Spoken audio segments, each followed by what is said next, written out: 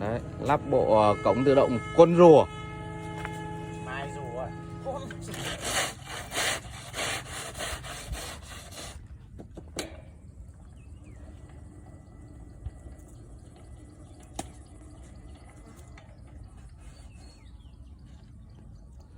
Trơn tru ngọt lịm.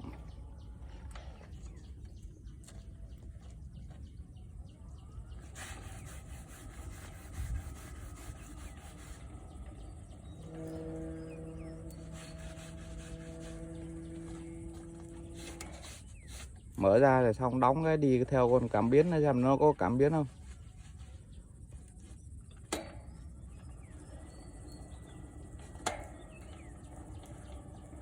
Rồi dừng lại thôi.